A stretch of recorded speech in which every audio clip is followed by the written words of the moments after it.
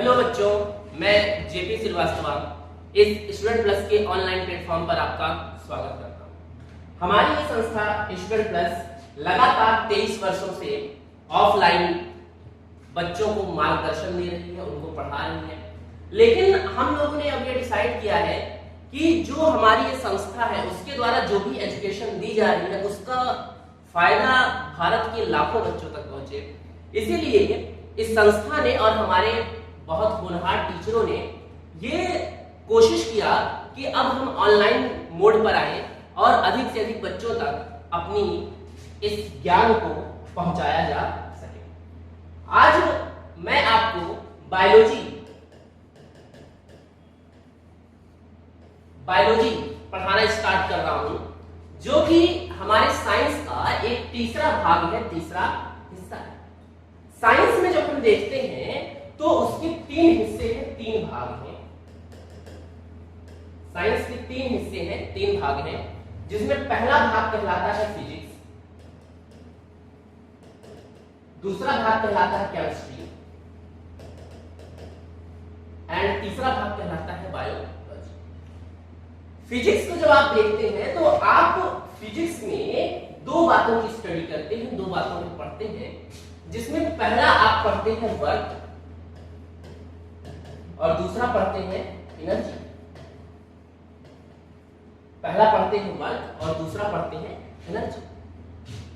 लगातार जब आप किसी काम को करते रहते हैं या जब भी आप किसी काम को करना स्टार्ट करते हैं तो आप एक चीज देखते हैं कि किसी भी काम को करने में जरूरत पड़ती है एनर्जी की। मान लीजिए आप दौड़ना शुरू किए, आप दौड़ रहे हैं लगातार और आप 5 किलोमीटर दौड़ गए, तो आप देखेंगे कि जो आप दौड़ रहे हैं तो उसमें आपकी एनर्जी खर्च हो रही है और जितनी दूर आपने दौड़ा वो क्या है, आपका वर्क है। या मान लीजिए कि कोई किसान है, वो अपने खेत में गड्ढा खोद रहा है, तो जितना वो वर्क करेगा उतना ही गड्ढा खोदेगा। या मान लीजिए आप बाइक पे बैठे और आपने बाइक में पेट्रोल डाला और गाड़ी चलाना स्टार्ट। जाहिर सी बात है कि जो उसमें फ्यूल पड़ा है उस फ्यूल में क्या है, एनर्जी है, और गाड़ी उतनी ही दूर चलेगी जितना कि उसमें फ्यूल था, यानी जितना कि उसमें एनर्जी। तो एक बात क्या समझ में आई कि वर्क ही एनर्जी है और एनर्जी ही वर्क है, और इन्हीं दोनों का रिलेशन हम फिजिक्स में पढ़ते हैं। लाइट नहीं थी, पंखा नहीं चल रहा है, लाइट आ गई, पंखा चलने लगा, यानी जब एनर्जी आई तो वर्क हो गया। ये आप चीज देख रहे हैं फिजिक्स में लगातार। और यही सेम काम हमारे शरीर में भी होता है। ऐसा नहीं कि केवल मशीन पर ये अप्लाई होता है, हमारे शरीर में भी होता है। खाना खाया, एनर्जी आई, तब आप काम करो।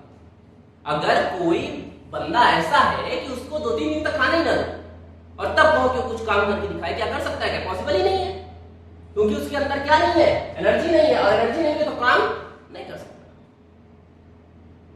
दूसरी बात अगर हम देखें कि अभी आपको ये वाला हिस्सा समझ में आ गया, फिजिक्स वाला समझ में आ गया। दूसरी बात करते हैं केमिस्ट्री। केमिस्ट्री में हम जब भी पढ़ते हैं तो केवल रिएक्शन पढ़ते हैं। रिएक्शन आप कहेंगे सर नहीं, हम तो पीरियोडिक टेबल पढ़ रहे हैं।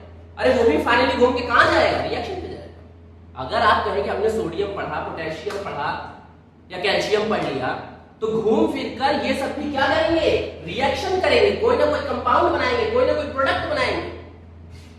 और पीरियोडिक टेबल जो आपको पढ़ाई जाती है वो चीजों को आसान करने के लिए बनाई जाती है, ताकि आप कुछ चीजें जान जाए, उसके बारे में समझ जाए। तो केमिस्ट्री का सीधा सा जो मतलब है वो किससे है, रिएक्शन से है। किससे है, रिएक्शन से। मान लीजिए आपको दाल चावल खाना है, आपने सोचा कि लाओ दाल बनाते हैं, और आपने क्या किया, एक कुकर लिया, उसमें दाल डाल दिया, हल्दी डाल दिया, नमक डाल दिया, ये सारी चीजें उसमें डाल दी। अब अगर जब तक उसको गैस चूल्हे पे नहीं चढ़ाएंगे, एनर्जी नहीं देंगे, तब तक आपको क्या लगता है कि वर्क होगा? या तब तक क्या उसमें रिएक्शन होगा बिना एनर्जी दिए? आप उसको उठा के चूल्हे पे रखेंगे, नॉब को ऑन करेंगे, और तब क्या होगा कि कुछ देर बाद पानी उबलने लगेगा और वो आपस में क्या करने लगेगा, रिएक्शन करने लगेगा। यही चीज आपने देखी होगी कि जब आप चाय बनाते हैं, आपने एक कटोरा लिया या बाउल लिया, भगोना लिया, और उसमें क्या करिए, दूध, पानी, चाय पत्ती वगैरह सब डाल दीजिए, और जैसे ही आप उसको गर्म करना स्टार्ट करते हैं, आपको चाय पत्ती के मॉलिक्यूल ऐसे रिएक्ट होते दिखाई पड़ेंगे। दूध के अंदर बाकायदा देखिएगा, ये सब प्रैक्टिकल चीजें हैं। उसमें उंगली मत डाल दीजिएगा देखने के चक्कर में, वो दूसरी कहानी नहीं बन जाएगी। हाँ, नहीं कहेंगे कि घर वाले की ये सही बताए थे। तो उसको जब आप देखेंगे चाय पत्ती के मॉलिक्यूल को, जैसे जैसे वो मॉलिक्यूल आपस में ऐसे मूव करेंगे वैसे वैसे चाय पत्ती का कलर दूध में उतरना शुरू होगा, और जब पूरा बनकर तैयार हो जाएगा तो उसका पूरा कलर ही चेंज हो जाएगा, यानी रिएक्शन कंप्लीट हो गया। हमारे डेली के खाने पीने से लेकर हमारे शरीर में भी लगातार क्या हो रहा है, रिएक्शन हो रहा है। बिना रिएक्शन के काम ही नहीं हो सकता। आपने एक मूवी देखी होगी, वो कौन सी है जिसमें लगे रहो मुन्ना भाई करके, देखी होगी। उसमें डॉक्टर कहता है ना संजय दत्त को कि इनके माइंड में सर केमिकल लोचा हो गया है, या इनके माइंड में केमिकल दिक्कत हो गई है, देखा होगा आप लोगों ने। तो हमारे माइंड में भी, हमारे बॉडी में भी लगातार क्या हो रहा है, केमिकल रिएक्शन हो रहा है। और जब केमिकल रिएक्शन होता है तो कभी कुछ चीजें यूजफुल बन जाती हैं तो कभी कुछ चीजें हार्मफुल बन जाती हैं, और उन रिएक्शन का हमारी जिंदगी पे क्या पड़ रहा है, इफेक्ट पड़ रहा है। हमारी जिंदगी इफेक्ट पड़ रहा है, बहुत तगड़ा इफेक्ट पड़ता है।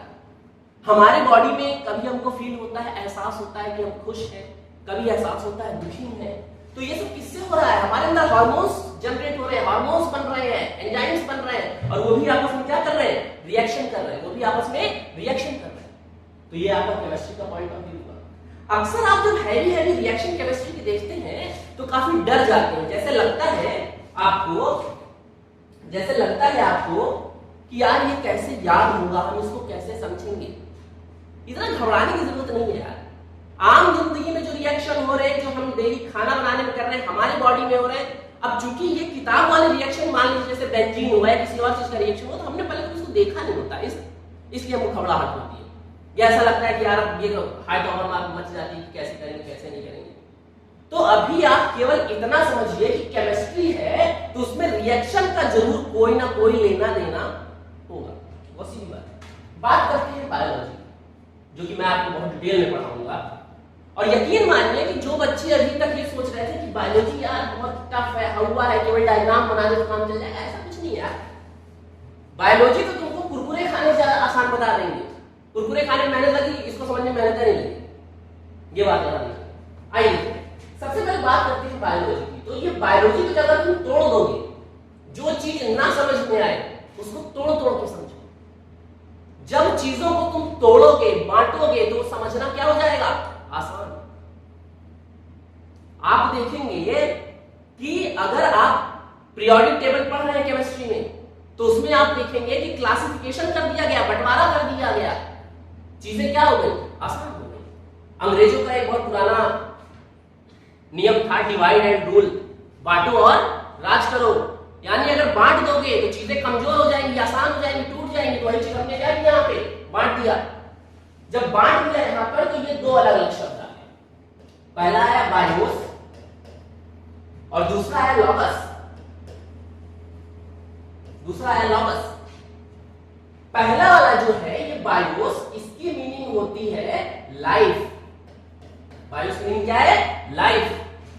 और दूसरा वाला जो शब्द है लॉगस, इसकी मीनिंग होती है स्टडी। इसकी मीनिंग क्या होती है लॉगस की, स्टडी, यानी लाइफ की स्टडी। अपने आप कुछ कहने की जरूरत नहीं है, ये शब्द अपने बारे में खुद चीख के बता रहा है कि क्या है क्या नहीं है। तो लाइफ की स्टडी करना, यही क्या कहलाता है, बायोलॉजी, लाइफ की स्टडी। सवाल ये उठता है कि लाइफ है किसमें किसमें।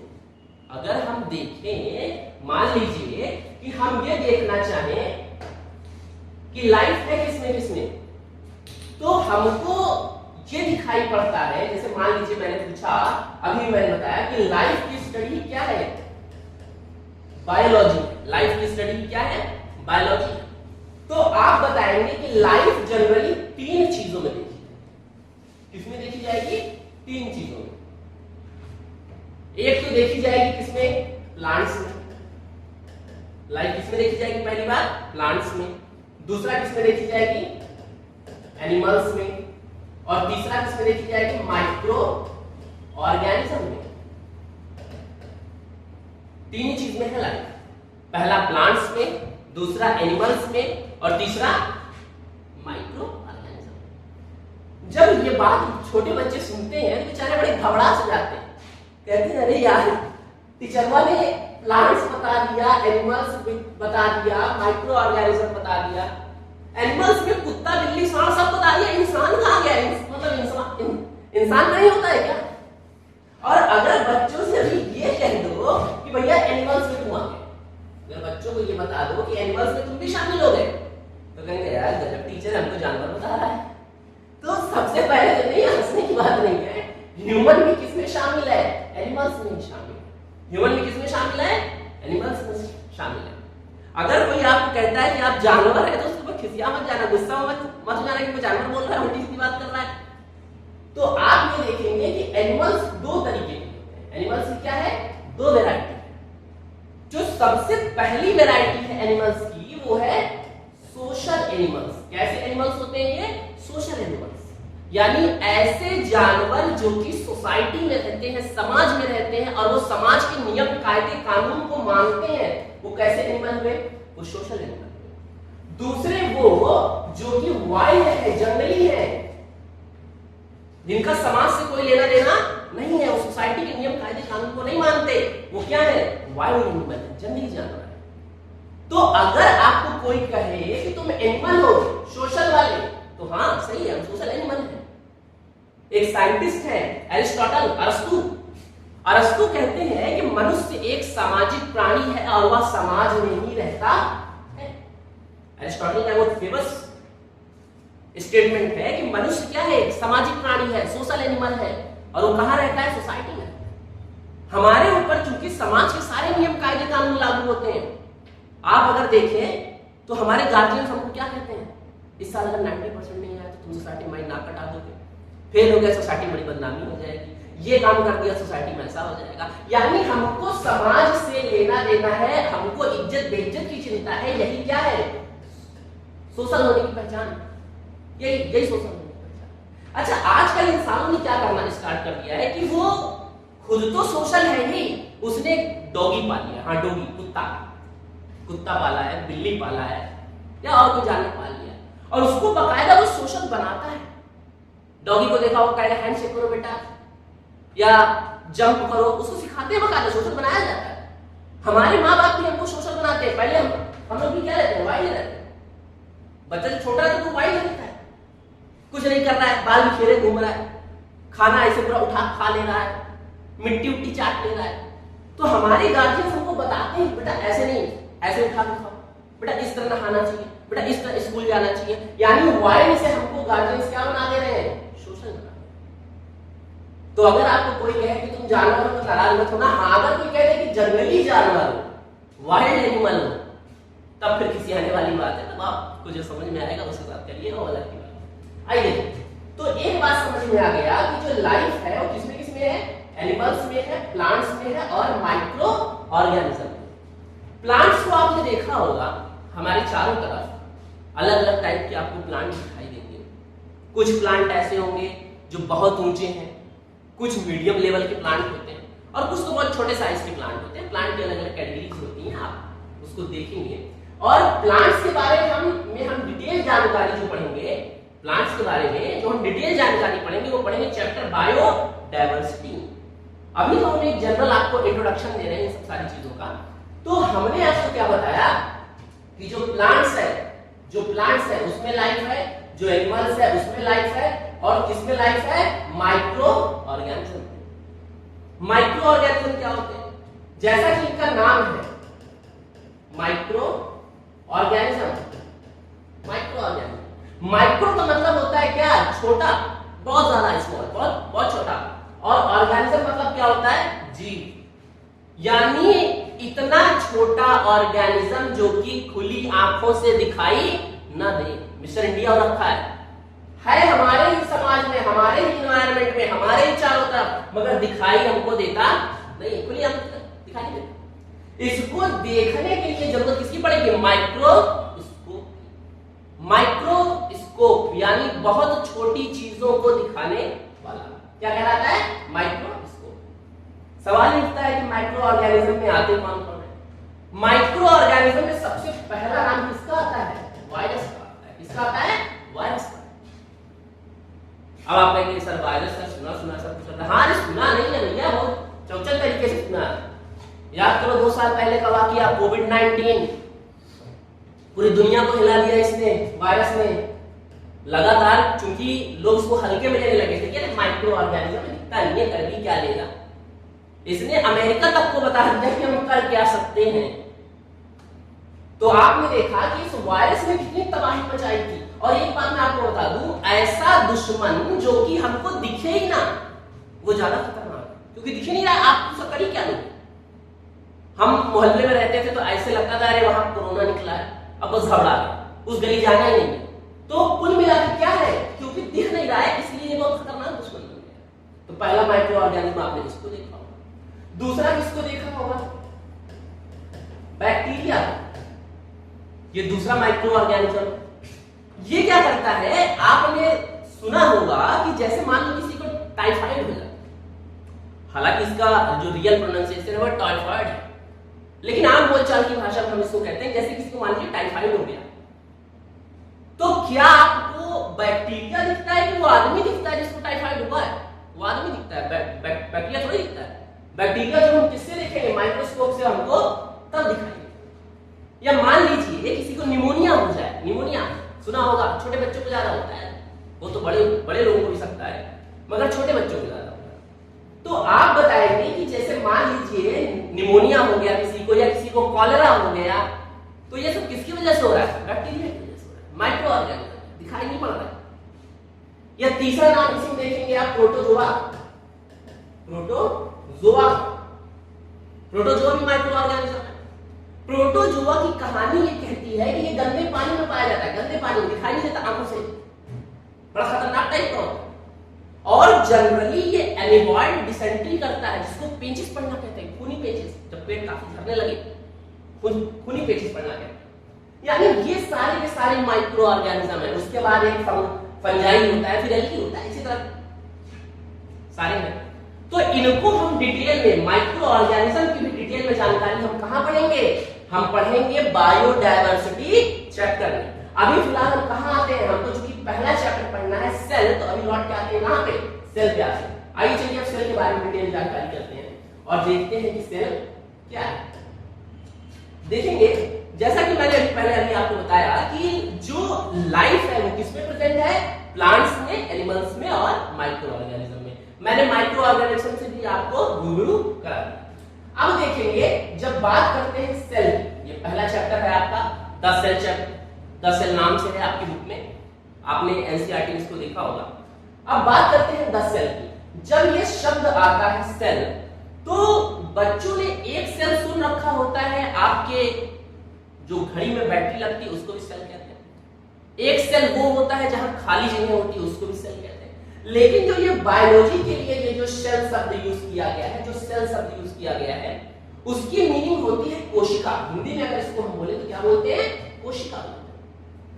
अगर बच्चों से कह दिया जाए कि हमारी पूरी सेल, जो शरीर है, हमारा पूरा जो बॉडी है वो किससे मिलकर बना है, सेल से मिलकर बना है, तो बच्चों को लगता है यार कि हाथ दिख रहा है, पैर दिख रहा है, कान आंख सब दिख रहा है, मगर सेल नहीं दिख रहा है। तो आप बताएंगे कि जैसे मान लीजिए कोई बॉडी है, क्या है, कोई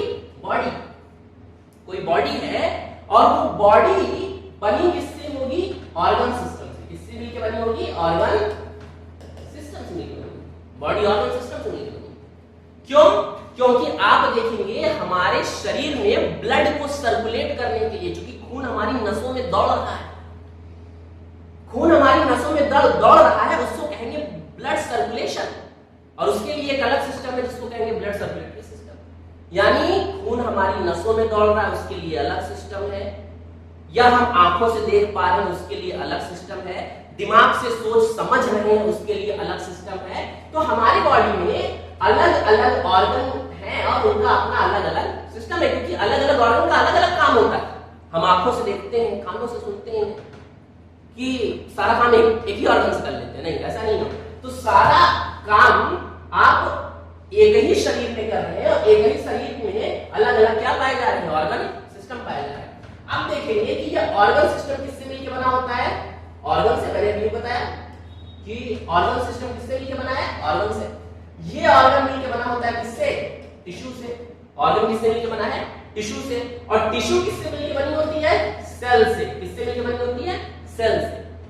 तो हमको एक लाइन में अगर हम कहें कि कोई भी शरीर हो, कोई भी बॉडी हो, उसका सबसे छोटा यूनिट क्या है, तो क्या बोलेंगे? सेल। कोई भी शरीर हो उसका सबसे छोटा यूनिट क्या है? सेल। पहली बात, ये बात समझ में आ गई, एकदम दिमाग में बैठ गई, ठीक है। जैसे अगर मैं कहूं कि 100 रुपए का नोट है या 100 रुपए है, तो उसमें कितने एक एक रुपए के सिक्के हैं, तो क्या हो जाएगा? 100। यानी अगर आप उसको चेंज करा लें, उसका चिल्लर करा लें, तो कितना मिलेगा? 1 रुपए। यानी 100 रुपए की स्मॉलेस्ट यूनिट क्या है? 1 रुपए। तो इसी तरह शरीर की सिंगल यूनिट क्या है? सेल। बहुत ज्यादा ये मत सोचिए कि लाओ किताब से ये रट ले, इतना ढेर सारा लिखा है। अरे वो तो लिखा ही है, सब जगह लिखा है, लिखने से मतलब नहीं है। मतलब ये है कि जो मैं बोल रहा हूं आपके दिमाग में फिट हुआ कि नहीं, मतलब बस ये एक ही है। बाकी लिखा तो आपकी किताब में, लिखा तो स्कूल वाले लिखवाएंगे, वो अलग बात। क्या मेरी बातें आप समझ पा रहे हो कि नहीं? मेन मुद्दा बस यही है। अगर टीचर की बात स्टूडेंट्स के माइंड में बैठ गई तो बस हो गया, पढ़ाई हो गई। इतना ही होती है पढ़ाई, ठीक है। अब देखेंगे तो यहां पर एक बात समझ में आ गई कि शरीर की स्मॉलेस्ट यूनिट क्या है? सेल। इस बात को, या अगर हम कहें सेल के बारे में, सबसे पहले किसने डिस्कवर किया? तो एक फोटो आपको दिख रही है यहां, चेहरे से और हुलिये से लग रहा है कि कुछ ब्रिटेन के हैं ये। अच्छा, हमारे यहाँ पे आप देखेंगे कि ये जो बंदा यहाँ जिसकी फोटो बनी है, उनका नाम है रॉबर्ट हुक। क्योंकि ये ब्रिटेन के हैं इसलिए नाम भी कुछ वैसा ही है। तो ये जो बंदा जिसकी फोटो आप देख रहे हैं, इनका नाम क्या है? Robert Hooke. और रॉबर्ट हुक ने क्या किया 1665 में, काफी पुराने टाइम की बात। तो 1665 में रॉबर्ट हुक ने किया क्या? आप जरा एक कहानी सुनिए रॉबर्ट हुक के बारे में। इन्होंने क्या किया? एक बॉटल लिया। रॉबर्ट हुक ने क्या किया 1665 में? एक बॉटल लिया। नहीं, वो वाली बॉटल नहीं थी, नॉर्मल बॉटल थी, कुछ और समझिएगा। तो रॉबर्ट हुक ने क्या किया? एक बॉटल लिया। अब बॉटल को सील करने के लिए, बॉटल को सील करने के लिए उसके माउथ पे एक लकड़ी का टुकड़ा लगा, लकड़ी का टुकड़ा लगा बॉटल के मुंह को सील। हमारे यहाँ पे बॉटल के मुंह को अब सील करने के लिए लकड़ी के टुकड़े, अब ढक्कन आने लगे, पहले किससे सील होता था? लकड़ी के टुकड़े से। या आप लोगों ने देखा होगा जब इंडिया मैच वगैरह जीतती है, शैंपेन खोलते हैं, उसमें क्या लगा होता है? लकड़ी का टुकड़ा। या फिर अगर वो ना देखा होगा तो एक मूवी देखी होगी, मुझसे शादी करोगी, उसमें जब सलमान खान से घर जाता है लड़की के, तो एक शैंपेन की बोतल लेके जाता है, उसमें लकड़ी के टुकड़े से गिरा के तोड़ देता है ना उसका पॉट। तो यहाँ पर आप बताएंगे कि पहले बॉटल के मुंह को सील करने के लिए क्या लगाया जाता था? लकड़ी का टुकड़ा। या फिर अगर आपने मिल्क बादाम वगैरह पिया होगा तो उस पर रबड़ का एक ढक्कन लगा होता है। तो यहाँ पर उस टाइम पे बॉटल के मुंह को सील करने के लिए क्या लगा हुआ था? लकड़ी का एक टुकड़ा। और उस लकड़ी के टुकड़े को इन्होंने क्या कहा? कॉर्क। लकड़ी के टुकड़े को इन्होंने क्या नाम दिया? कॉर्क नाम दिया। अब रॉबर्ट हुक ने इस लकड़ी के टुकड़े को बाहर निकाला और इसको ऐसे रख के ब्लेड लिया। हाँ भाई, जिससे दाढ़ी वगैरह बना देती है, हाँ भाई ब्लेड। तो उस ब्लेड से क्या किया? एक बहुत बारीक सा, बहुत महीन, पतला, जैसे वो चिप्स नहीं आती आपको खाने वाली, उससे भी ज्यादा 10 गुना पतला एक क्या काटा? सेक्शन काटा। एक सेक्शन, मैं कलर थोड़ा चेंज कर लेता हूं, नहीं तो आपको सेम सेम कलर लगेगा। तो क्या किया कि एक सेक्शन काटा, ऐसे एक सेक्शन काटा और एक जब गोल आकार का सेक्शन काट लिया और इसको किससे देखा? इस जो सेक्शन काटा उसको अपने ही द्वारा बनाए गए माइक्रोस्कोप से देखा। क्योंकि उस टाइम में माइक्रोस्कोप हुआ नहीं करता था, तो इन्होंने जुगाड़ लगा के क्या बनाया? एक माइक्रोस्कोप बनाया। हो सकता है कि जो माइक्रोस्कोप रहा हो अच्छी क्वालिटी का ना रहा हो, क्योंकि अब चूंकि बता ही रहे हैं कि ये जुगाड़ से बनाए थे। तो जब इन्होंने अपने द्वारा सेल्फ मेड माइक्रोस्कोप से इसको देखा सेल को, तो ऐसा लगा जैसे कि मधुमक्खी के छत्ते होते हैं, हनीकॉम्ब लाइक स्ट्रक्चर। तो इनको कैसा दिखाई दिया? Honeycomb like structure. यानी रॉबर्ट हुक ने जब लकड़ी का, इस कॉर्क का एक सेक्शन काटा, तो वो सेक्शन इनको कैसा दिखाई दिया? मधुमक्खी के छत्ते जैसा। और मधुमक्खी का छत्ता अगर आपने भी देखा हो तो उसमें जगह जगह जैसे लगते हैं चैम्बर बने हुए, ये चैम्बर। और इन्होंने इस चैम्बर को, जो ये गोल आकार के चैम्बर दिखाई पड़ रहे हैं, इन्होंने इस चैम्बर को नाम क्या दिया? सेला। नाम क्या दिया? सेला। और ये कहते हैं कि सेला का मतलब मतलब होता है एम्प्टी स्पेस। सेला का मतलब क्या होता है? Empty space. ये देखिए दिखाई पड़ रहा होगा आपको। सेला का मतलब क्या होता है? एम्प्टी स्पेस यानी खाली जगह। सेला का मतलब क्या होता है? एम्प्टी स्पेस या खाली जगह। किसी किसी बुक में हो सकता है यहाँ पे खाली कोष्ठक लिखा हो, तो यहां पर आप बताएंगे कि सेला का मतलब क्या होता है? Empty space. और इन्होंने ये सारा अपना एक्सपेरिमेंट जो इन्होंने किया या जो बातें इन्होंने बताई, इस बात को उन्होंने कहां पर पब्लिश करवाया? एक रॉयल पब्लिशर। अगर आप देखेंगे ब्रिटेन में एक पब्लिशर था जिसका नाम था रॉयल पब्लिशर। तो इन्होंने रॉयल पब्लिशर में एक अपनी किताब छपवाई। इनकी किताब का नाम क्या था? माइक्रोग्राफिया। इनकी किताब का नाम था माइक्रोग्राफिया। ये इनकी बहुत फेमस किताब है। और मेडिकल एंट्रेंस एग्जामिनेशन जब सीपीएमटी के नाम से हुआ करता था, तो इसमें ये सवाल पूछा हुआ है कि आप रॉबर्ट हुक की किताब का नाम बताइए। हालांकि आप तो अभी 9th क्लास में, आपके पास बहुत टाइम है नीट वगैरह देने के लिए, लेकिन अभी से आप छोटी छोटी चीजों को थोड़ा सा दिमाग में रखिए। तो आपने देखा कि इन्होंने इतना काम करने के बाद इसको कहां छपवा दिया? माइक्रोग्राफिया में। अब क्या किया इन्होंने? जब इतना पूरा चीज सामने आया दुनिया के, तो लोगों को लगा अरे यार ये तो बहुत ही यूनिक चीज इन्होंने बता दिया। और फिर लगातार सारे साइंटिस्ट इसमें कूद गए, इस सर्च में, इस पूरे रिसर्च में कूद गए। हालांकि आपने अभी तक इतनी सब चीजों को समझा, अब देखेंगे आप कि इस पूरे डिस्कवरी में एक धमाकेदार नए बंदे की एंट्री होगी और उस बंदे की वजह से ये पूरी रिसर्च और आगे बढ़ेगी। एक नया थॉट लेके आएगा वो बंदा। और अब हम देखेंगे इसको नेक्स्ट क्लास में कि वो बंदा कौन है, क्या कहता है और उससे इस रिसर्च का क्या लेना देना है। ठीक है, तो आज इसी सस्पेंस के साथ हम अपनी क्लास को समाप्त कर रहे हैं, खत्म कर रहे हैं, और मिलेंगे हम आपको फिर नेक्स्ट लेक्चर के साथ नेक्स्ट डे। तब तक के लिए आप क्या करिए कि हमारे इस चैनल को सब्सक्राइब करिए, लाइक करिए और अपने दोस्तों के साथ क्या करना है? शेयर करना है, ताकि हमको सेल्फ मोटिवेट हम होते रहें और इसी तरह आपके साथ लगातार हम बायोलॉजी के नए नए इंटरेस्टिंग टॉपिक के साथ आपके साथ जुड़े रहें। तब तक के लिए